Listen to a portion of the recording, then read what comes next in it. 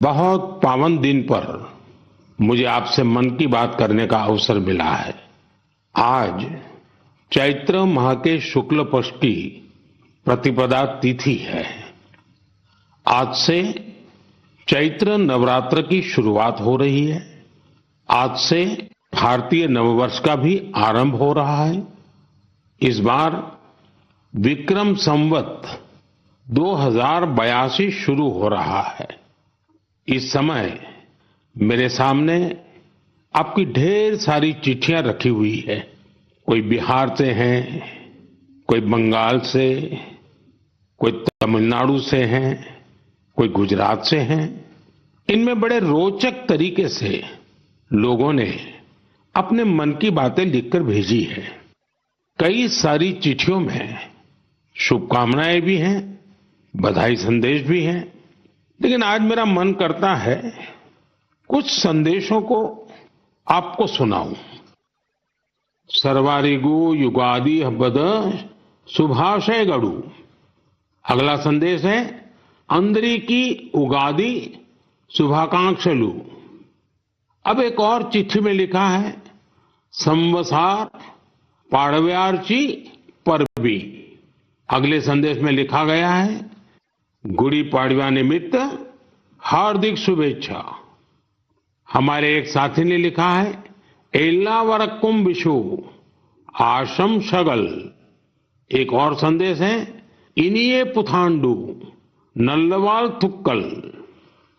साथियों, आप ये तो समझ गए होंगे कि अलग अलग भाषाओं में भेजे गए संदेश हैं, लेकिन क्या आप इसकी वजह जानते हैं? यही तो वो खास बात है जो आज मुझे आपसे साझा करनी है। हमारे देश के अलग अलग राज्यों में आज और अगले कुछ दिनों में नववर्ष शुरू हो रहे हैं और ये सभी संदेश नववर्ष और विभिन्न पर्वों की बधाइयों के हैं। इसलिए मुझे अलग अलग भाषाओं में लोगों ने शुभकामनाएं भेजी हैं। साथियों, आज कर्नाटका में, आंध्र प्रदेश, तेलंगाना में उगादी का पर्व बहुत धूमधाम से मनाया जा रहा है। आज ही महाराष्ट्र में गुड़ी पड़वा मनाया जा रहा है। विविधता भरे हमारे देश में अलग अलग राज्यों में अगले कुछ दिन में असम में रोंगाली बिहू, बंगाल में पोइला बोईशाख, कश्मीर में नवरेह का उत्सव मनाया जाएगा। इसी तरह 13 से 15 अप्रैल के बीच देश के अलग अलग हिस्सों में त्योहारों की जबरदस्त धूम दिखेगी।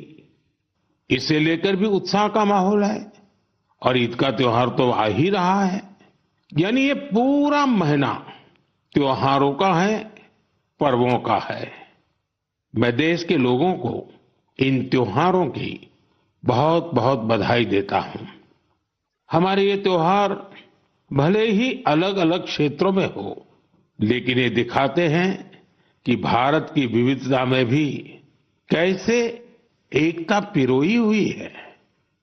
इस एकता की भावना को हमें निरंतर मजबूत करते चलना है। साथियों, जब परीक्षाएं आती हैं तो युवा साथियों के साथ मैं परीक्षा पे चर्चा करता हूं। अब परीक्षाएं हो चुकी हैं। बहुत सारे स्कूलों में तो दोबारा क्लास शुरू होने की तैयारी हो रही है। इसके बाद गर्मी की छुट्टियों का समय भी आने वाला है। साल के इस समय का बच्चों को बहुत इंतजार रहता है। मुझे तो अपने बचपन के दिन याद आ गए जब मैं और मेरे दोस्त दिन भर कुछ न कुछ उत्पात मचाते रहते थे, लेकिन साथ ही हम कुछ कंस्ट्रक्टिव भी करते थे, सीखते भी थे। गर्मियों के दिन बड़े होते हैं। इसमें बच्चों के पास करने को बहुत कुछ होता है। ये समय किसी नई हॉबी को अपनाने के साथ ही अपने हुनर को और तराशने का भी है।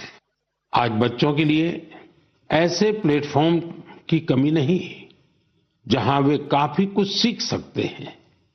जैसे कोई संस्था टेक्नोलॉजी कैंप चला रही हो तो बच्चे वहां ऐप बनाने के साथ ही ओपन सोर्स सॉफ्टवेयर के बारे में जान सकते हैं। अगर कहीं पर्यावरण की बात हो, थिएटर की बात हो या लीडरशिप की बात हो, ऐसे विविध विषय के कोर्स होते रहते हैं, तो उससे भी जुड़ सकते हैं। ऐसे कई स्कूल हैं जो स्पीच या तो ड्रामा सिखाते हैं, ये बच्चों को बहुत काम आते हैं। इन सब के अलावा आपके पास इन छुट्टियों में कई जगह चल रहे वॉलेंटियर एक्टिविटीज, सेवा कार्यों से भी जुड़ने का अवसर है। ऐसे कार्यक्रमों को लेकर मेरा एक विशेष आग्रह है। अगर कोई संगठन, कोई स्कूल या सामाजिक संस्थाएं या तो फिर साइंस सेंटर ऐसी समर एक्टिविटीज करवा रहे हो, तो इसे #माइहॉलिडेज के साथ जरूर शेयर करें। इससे देश भर के बच्चे और उनके माता पिता को इनके बारे में आसानी से जानकारी मिल सकेगी। मेरे युवा साथियों, मैं आज आपसे माय भारत के उस खास कैलेंडर की भी चर्चा करना चाहूंगा जिसे इस समर वेकेशन के लिए तैयार किया गया है। इस कैलेंडर की एक कॉपी अभी मेरे सामने रखी हुई है।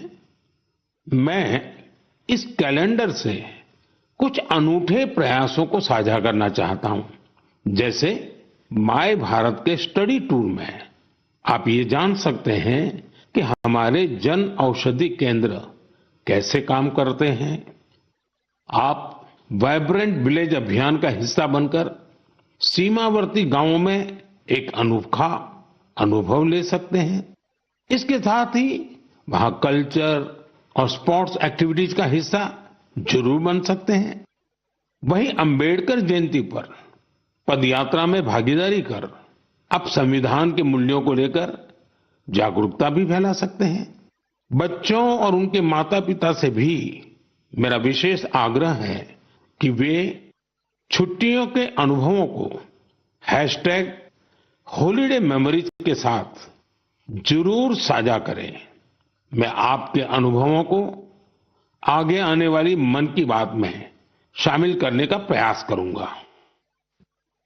मेरे प्यारे देशवासियों, गर्मी का मौसम शुरू होते ही शहर शहर, गांव गांव पानी बचाने की तैयारियां भी शुरू हो जाती हैं। अनेक राज्यों में वाटर हार्वेस्टिंग से जुड़े कामों ने, जल संरक्षण से जुड़े कामों ने नई तेजी पकड़ी है। जल शक्ति मंत्रालय और अलग अलग स्वयंसेवी संस्थाएं इस दिशा में काम कर रही हैं। देश में हजारों कृत्रिम तालाब, check dam, borewell recharge, community soakpit का निर्माण हो रहा है। हर साल की तरह इस बार भी कैच द रेन अभियान के लिए कमर कस ली गई है। ये अभियान भी सरकार का नहीं बल्कि समाज का है, जनता जनार्दन का है। जल संरक्षण से ज्यादा लोगों को जोड़ने के लिए जल संचय जन भागीदारी अभियान भी चलाया जा रहा है। प्रयास यही है कि जो प्राकृतिक संसाधन हमें मिले हैं उसे हमें अगली पीढ़ी तक सही सलामत पहुंचाना है। साथियों, बारिश की बूंदों को संरक्षित करके हम बहुत सारा पानी बर्बाद होने से बचा सकते हैं। पिछले कुछ सालों में इस अभियान के तहत देश के कई हिस्सों में जल संरक्षण के अभूतपूर्व कार्य हुए हैं। मैं आपको एक दिलचस्प आंकड़ा देता हूं। पिछले 7-8 साल में नए बने टैंक, पॉन्ड और अन्य वाटर रिचार्ज स्ट्रक्चर से 11 बिलियन क्यूबिक मीटर, उससे भी ज्यादा पानी का संरक्षण हुआ है। अब आप सोचेंगे कि 11 बिलियन क्यूबिक मीटर पानी कितना पानी होता है। साथियों, भाखड़ा नांगल बांध में जो पानी जमा होता है उसकी तस्वीरें तो आपने जरूर देखी होगी। ये पानी गोविंद सागर झील का निर्माण करता है। इस झील की लंबाई ही 90 किलोमीटर से ज्यादा है। इस झील में भी 9-10 बिलियन क्यूबिक मीटर से ज्यादा पानी संरक्षित नहीं हो सकता है। सिर्फ 9-10 बिलियन क्यूबिक मीटर। और देशवासियों ने अपने छोटे छोटे प्रयास से देश के अलग अलग हिस्सों में 11 बिलियन क्यूबिक मीटर पानी के संरक्षण का इंतजाम कर दिया है ना ये शानदार प्रयास। साथियों, इस दिशा में कर्नाटका के गडक जिले के लोगों ने भी मिसाल कायम की है। कुछ साल पहले यहां के 2 गांवों की झीलें पूरी तरह सूख गई। एक समय ऐसा भी आया जब वहां पशुओं के पीने के लिए भी पानी नहीं बचा। धीरे धीरे झील घास फूस और झाड़ियों से भर गई। लेकिन गांव के कुछ लोगों ने झील को पुनर्जीवित करने का फैसला किया और काम में जुट गए। और कहते हैं ना, जहां चाह वहां राह। गांव के लोगों के प्रयास देखकर आसपास की सामाजिक संस्थाएं भी उनसे जुड़ गई। सब लोगों ने मिलकर कचरा और कीचड़ साफ किया और कुछ समय बाद झील वाली जगह बिल्कुल साफ हो गई। अब लोगों को इंतजार है बारिश के मौसम का। वाकई ये कैच द रेन अभियान का शानदार उदाहरण है। साथियों, आप भी सामुदायिक स्तर पर ऐसे प्रयासों से जुड़ सकते हैं। इस जन आंदोलन को आगे बढ़ाने के लिए आप अभी से योजना जरूर बनाइए। और आपको एक और बात याद रखनी है, हो सके तो गर्मियों में अपने घर के आगे मटके में ठंडा जल जरूर रखिए। घर की छत पर या बरामदे में भी पक्षियों के लिए पानी रखिए। देखिएगा, ये पुण्य कार्य करके आपको कितना अच्छा लगेगा। साथियों, मन की बात में अब बात हौसलों के उड़ान की, चुनौतियों के बावजूद जज्बा दिखाने की। कुछ ही दिन पहले संपन्न हुए खेलो इंडिया पैरा गेम्स में एक बार फिर खिलाड़ियों ने अपनी लगन और प्रतिभा से सबको हैरान कर दिया। इस बार पहले से ज्यादा खिलाड़ियों ने इन खेलों में हिस्सा लिया। इससे पता चलता है कि पैरा स्पोर्ट्स कितना पॉपुलर हो रहा है। मैं खेलो इंडिया पैरा गेम्स में हिस्सा लेने वाले सभी खिलाड़ियों को उनके शानदार प्रयासों के लिए बधाई देता हूं। हरियाणा, तमिलनाडु और यूपी के खिलाड़ियों को पहला, दूसरा और तीसरा स्थान हासिल करने के लिए शुभकामनाएं देता हूं। इन खेलों के दौरान हमारे दिव्यांग खिलाड़ियों ने 18 राष्ट्रीय रिकॉर्ड भी बनाए, जिनमें से 12 तो हमारी महिला खिलाड़ियों के नाम रहे। इस बार के खेलो इंडिया पैरा गेम्स में गोल्ड मेडल जीतने वाले आर्म रेसलर जॉबी मैथ्यू ने मुझे चिट्ठी लिखी है। मैं उनके पत्र के कुछ हिस्से को पढ़कर सुनाना चाहता हूं। उन्होंने लिखा है, मेडल जीतना बहुत खास होता है, लेकिन हमारा संघर्ष सिर्फ पोडियम पर खड़े होने तक सीमित नहीं है। हम हर रोज एक लड़ाई लड़ते हैं। जीवन कई तरीके से हमारी परीक्षा लेता है। बहुत कम लोग हमारे संघर्ष को समझ पाते हैं। इसके बावजूद हम साहस के साथ आगे बढ़ते हैं। हम अपने सपनों को पूरा करने में जुटते हैं। हमें ये विश्वास रहता है कि हम किसी से कम नहीं है। वाह जॉबी मैथ्यू, आपने कमाल लिखा है, अद्भुत लिखा है। इस पत्र के लिए मैं आपका आभार व्यक्त करता हूं। मैं जॉबी मैथ्यू और हमारे सभी दिव्यांग साथियों से कहना चाहता हूं कि आपके प्रयास हमारे लिए बहुत बड़ी प्रेरणा है। साथियों, दिल्ली में एक और भव्य आयोजन ने लोगों को बहुत प्रेरणा दी है, जोश से भर दिया है। एक इनोवेटिव आइडिया के रूप में पहली बार फिट इंडिया कार्निवल का आयोजन किया गया। इसमें अलग अलग क्षेत्रों के करीब 25,000 लोगों ने हिस्सा लिया। इन सभी का एक ही लक्ष्य था, फिट रहना और फिटनेस को लेकर जागरूकता फैलाना। इस आयोजन में शामिल लोगों को उनके स्वास्थ्य के साथ साथ पोषण से जुड़ी जानकारियां भी मिली। मेरा आग्रह है कि आप अपने क्षेत्रों में भी इसी तरह के कार्निवल का आयोजन करें। इस पहल में माय भारत आपके लिए बहुत मददगार बन सकता है। साथियों, हमारे स्वदेशी खेल अब पॉपुलर कल्चर के रूप में घुल मिल रहे हैं। मशहूर रैपर हनुमान काइंड को तो आप सभी जानते ही होंगे। आजकल उनका नया सॉन्ग रन इट अप काफी फेमस हो रहा है। इसमें कलारियापट्टू, गतका और थांगता जैसी हमारी पारंपरिक मार्शल आर्ट्स को शामिल किया गया है।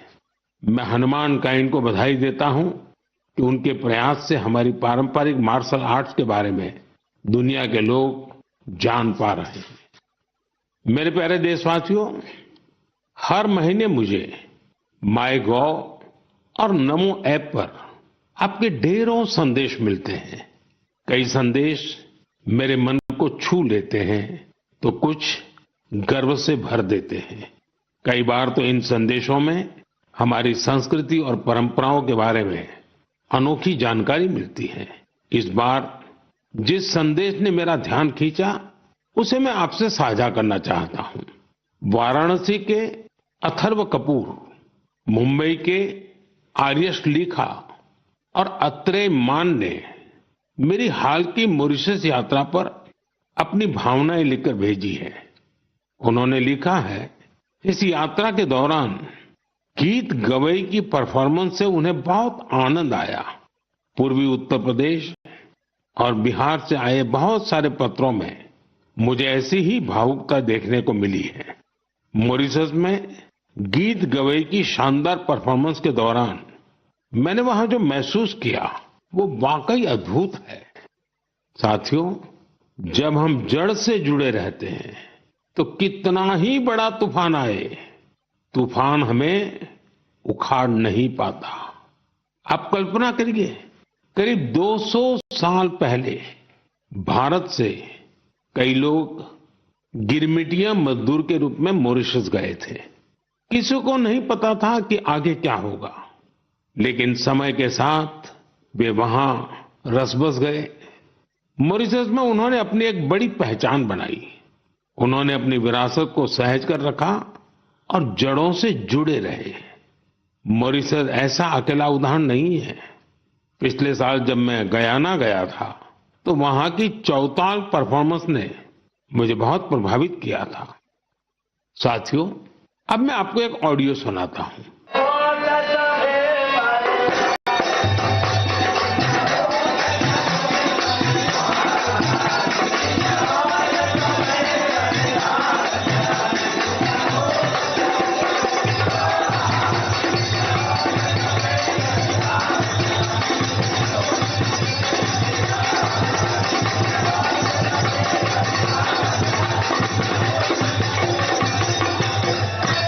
आप जरूर सोच रहे होंगे कि ये तो हमारे देश के किसी हिस्से की बात है, लेकिन आपको यह जानकर हैरानी होगी कि इसका संबंध फिजी से है।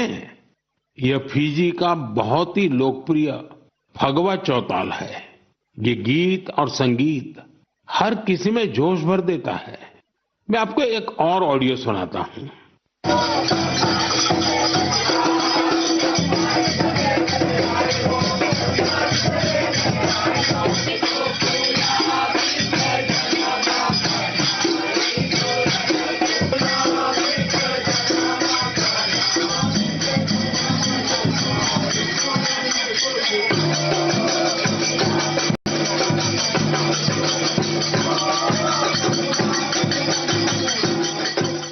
ये ऑडियो सूरीनाम का चौताल है। इस कार्यक्रम को टीवी पर देख रहे देशवासी सूरीनाम के राष्ट्रपति और मेरे मित्र चान संतोखी जी को इसका आनंद लेते हुए देख सकते हैं। बैठक और गानों की यह परंपरा त्रिनिदाद एंड टोबैगो में भी खूब लोकप्रिय है। इन सभी देशों में लोग रामायण खूब पढ़ते हैं। यहाँ फगवा बहुत लोकप्रिय है और सभी भारतीय पर्व त्योहार पूरे उत्साह के साथ मनाए जाते हैं। उनके कई गाने भोजपुरी, अवधी या मिश्रित भाषा में होते हैं। कभी कभार ब्रज और मैथिली का भी उपयोग होता है। इन देशों में हमारी परंपराओं को सहेजने वाले सभी लोग सराहना के पात्र हैं। साथियों, दुनिया में ऐसे कई संगठन भी हैं जो वर्षों से भारतीय संस्कृति को संरक्षित करने का कार्य कर रहे हैं। ऐसा ही एक संगठन है Singapore Indian fine arts society. भारतीय नृत्य, संगीत और संस्कृति को संरक्षित करने में जुटे इस संगठन ने अपने गौरवशाली 75 साल पूरे किए हैं। इस अवसर से जुड़े कार्यक्रम में सिंगापुर के राष्ट्रपति श्रीमान थरमन शनमुगारत्नम जी गेस्ट ऑफ ऑनर थे। उन्होंने इस ऑर्गेनाइजेशन के प्रयासों की खूब सराहना की। मैं इस टीम को अपनी ढेर सारी शुभकामनाएं देता हूं। साथियों, मन की बात में हम देशवासियों की उपलब्धियों के साथ ही अक्सर सामाजिक विषयों को भी उठाते हैं। कई बार चुनौतियों पर भी चर्चा होती है। इस बार मन की बात में मैं एक ऐसी चुनौती के बारे में बात करना चाहता हूं जो सीधे हम सबसे जुड़ी हुई है। ये चुनौती है टेक्सटाइल वेस्ट की। आप सोच रहे होंगे, ये टेक्सटाइल वेस्ट क्या नई बला आ खड़ी हुई है? दरअसल टेक्सटाइल वेस्ट पूरी दुनिया के लिए नई चिंता की एक बड़ी वजह बन गया है। आजकल दुनिया भर में पुराने कपड़ों को जल्द से जल्द हटाकर नए कपड़े लेने का चलन बढ़ रहा है। क्या आपने सोचा है कि जो पुराने कपड़े आप पहनना छोड़ देते हैं, उनका क्या होता है? यही टेक्सटाइल वेस्ट बन जाता है। इस विषय में बहुत सारी ग्लोबल रिसर्च हो रही है। एक रिसर्च में ये सामने आया है, सिर्फ 1% से भी कम टेक्सटाइल वेस्ट को नए कपड़ों में रिसाइकिल किया जाता है। 1% से भी कम। भारत दुनिया का तीसरा ऐसा देश है जहां सबसे ज्यादा टेक्सटाइल वेस्ट निकलता है। यानी चुनौती हमारे सामने भी बहुत बड़ी है। लेकिन मुझे खुशी है कि हमारे देश में इस चुनौती से निपटने के लिए कई सराहनीय प्रयास किए जा रहे हैं। कई भारतीय स्टार्टअप्स ने टेक्सटाइल रिकवरी फैसिलिटीज पर काम शुरू किया है। कई ऐसी टीमें हैं जो कचरा बीनने वाले हमारे भाई बहनों के सशक्तिकरण के लिए भी काम कर रही हैं। कई युवा साथी सस्टेनेबल फैशन के प्रयासों में जुड़े हैं। वे पुराने कपड़ों और जूते चप्पलों को रिसाइकल कर जरूरतमंदों तक पहुंचाते हैं। टेक्सटाइल वेस्ट से सजावट की चीजें, हैंडबैग, स्टेशनरी और खिलौने जैसी कई वस्तुएं बनाई जा रही हैं। कई संस्थाएं आजकल सर्कुलर फैशन ब्रांड को पॉपुलर बनाने में जुटी हैं। नए नए रेंटल प्लेटफॉर्म भी खुल रहे हैं जहां डिजाइनर कपड़े किराए पर मिल जाते हैं। कुछ संस्थाएं पुराने कपड़े लेकर उसे दोबारा उपयोग करने लायक बनाती हैं और गरीबों तक पहुंचाती हैं। साथियों, टेक्सटाइल वेस्ट से निपटने में कुछ शहर भी अपनी नई पहचान बना रहे हैं। हरियाणा का पानीपत टेक्सटाइल रिसाइकलिंग के ग्लोबल हब के रूप में उभर रहा है। बेंगलुरु भी इनोवेटिव टेक सॉल्यूशंस से अपनी एक अलग पहचान बना रहा है। यहाँ आधे से ज्यादा टेक्सटाइल वेस्ट को जमा किया जाता है, जो हमारे दूसरे शहरों के लिए भी एक मिसाल है। इसी प्रकार तमिलनाडु का तिरुपुर वेस्ट वाटर ट्रीटमेंट और रिन्यूएबल एनर्जी के माध्यम से टेक्सटाइल वेस्ट मैनेजमेंट में जुटा हुआ है। मेरे प्यारे देशवासियों, आज फिटनेस के साथ साथ काउंट का बड़ा रोल हो गया है। एक दिन में कितने स्टेप्स चले, इसका काउंट। एक दिन में कितनी कैलोरीज खाई, इसका काउंट। कितनी कैलोरीज बर्न की इसका काउंट, इतने सारे काउंट्स के बीच एक और काउंटडाउन शुरू होने वाला है, इंटरनेशनल योगा डे का काउंटडाउन। योग दिवस में अब 100 दिन से भी कम समय रह गया है। अगर आपने अपने जीवन में अब तक योगा को शामिल नहीं किया है तो अब जरूर कर लीजिए, अभी देर नहीं हुई है। 10 साल पहले 21 जून 2015 को पहला अंतर्राष्ट्रीय योग दिवस मनाया गया था। अब तो इस दिन ने योग के एक विराट महोत्सव का रूप ले लिया है। मानवता को भारत की ओर से यह एक ऐसा अनमोल उपहार है जो भविष्य की पीढ़ी के बहुत काम आने वाला है। साल 2025 के योग दिवस की थीम रखी गई है, yoga for one earth one health, यानी हम योग के जरिए पूरे विश्व को स्वस्थ बनाने की कामना करते हैं। साथियों, यह हम सबके लिए गर्व करने वाली बात है कि आज हमारे योग और ट्रेडिशनल मेडिसिन को लेकर पूरी दुनिया में जिज्ञासा बढ़ रही है। बड़ी संख्या में युवा योग और आयुर्वेद को वेलनेस का एक बेहतरीन माध्यम मानकर इसे अपना रहे हैं। अब जैसे साउथ अमेरिका का देश चिली है, वहां आयुर्वेद तेजी से लोकप्रिय हो रहा है। पिछले साल मैं ब्राजील की यात्रा के दौरान चिली के राष्ट्रपति से मिला था। आयुर्वेद की इस पॉपुलैरिटी को लेकर हमारे बीच काफी चर्चा हुई थी। मुझे सोमोस इंडिया नाम की टीम के बारे में पता चला है। स्पेनिश में इसका अर्थ है वी आर इंडिया। यह टीम करीब 1 दशक से योग और आयुर्वेद को बढ़ावा देने में जुटी है। उनका फोकस ट्रीटमेंट के साथ साथ एजुकेशनल प्रोग्राम्स पर भी है। वे आयुर्वेद और योग से संबंधित जानकारियों को स्पेनिश लैंग्वेज में ट्रांसलेट भी करवा रहे हैं। सिर्फ पिछले वर्ष की बात करें तो उनके अलग अलग इवेंट्स और कोर्सेज में करीब 9,000 लोगों ने हिस्सा लिया था। मैं इस टीम से जुड़े सभी लोगों को उनके इस प्रयास के लिए बहुत बहुत बधाई देता हूं। मेरे प्यारे देशवासियों, मन की बात में अब एक चटपटा सा और अटपटा सा सवाल। आपने कभी फूलों की यात्रा के बारे में सोचा है? पेड़ पौधों से निकले कुछ फूलों की यात्रा मंदिरों तक होती है। कुछ फूल घर को सुंदर बनाते हैं, कुछ इत्र में घुलकर हर तरफ खुशबू फैलाते हैं। लेकिन आज मैं आपको फूलों की एक और यात्रा के बारे में बताऊंगा। आपने महुआ के फूलों के बारे में जरूर सुना होगा। हमारे गांवों और खास करके आदिवासी समुदाय के लोग इसके महत्व के बारे में अच्छी तरह जानते हैं। देश के कई हिस्सों में महुआ के फूलों की यात्रा अब एक नए रास्ते पर निकल पड़ी है। मध्य प्रदेश के छिंदवाड़ा जिले में महुआ के फूल से कुकीज बनाए जा रहे हैं।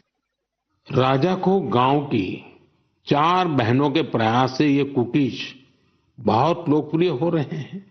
इन महिलाओं का जज्बा देखकर एक बड़ी कंपनी ने इन्हें फैक्ट्री में काम करने की ट्रेनिंग दी। इनसे प्रेरित होकर गांव की कई महिलाएं इनके साथ जुड़ गई हैं। इनके बनाए महुआ कुकीज की मांग तेजी से बढ़ रही है। तेलंगाना के आदिलाबाद जिले में भी 2 बहनों ने महुआ के फूलों से नया एक्सपेरिमेंट किया है। वो इनसे तरह तरह के पकवान बनाती हैं, जिन्हें लोग बहुत पसंद करते हैं। उनके पकवानों में आदिवासी संस्कृति की मिठास भी है। साथियों, मैं आपको एक और शानदार फूल के बारे में बताना चाहता हूं और इसका नाम है कृष्ण कमल। क्या आप गुजरात के एकता नगर में स्टैच्यू ऑफ यूनिटी को देखने गए हैं? स्टैच्यू ऑफ यूनिटी के आसपास आपको ये कृष्ण कमल बड़ी संख्या में दिखेंगे। ये फूल पर्यटकों का मन मोह लेते हैं।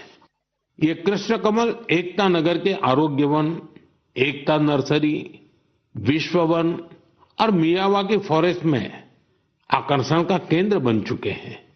यहाँ योजनाबद्ध तरीके से लाखों की संख्या में कृष्ण कमल के पौधे लगाए गए हैं।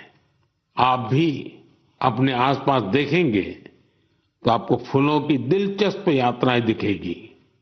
आप अपने क्षेत्र में फूलों की ऐसी अनोखी यात्रा के बारे में मुझे भी लिखिएगा। मेरे प्यारे साथियों, आप मुझे हमेशा की तरह अपने विचार, अनुभव और जानकारियां साझा करते रहें। हो सकता है आपके आसपास कुछ ऐसा हो रहा हो जो सामान्य लगे, लेकिन दूसरों के लिए वो विषय बहुत रोचक और नया होगा। अगले महीने हम फिर मिलेंगे और देशवासियों की उन बातों की चर्चा करेंगे जो हमें प्रेरणा से भर देती हैं। आप सबका बहुत बहुत धन्यवाद।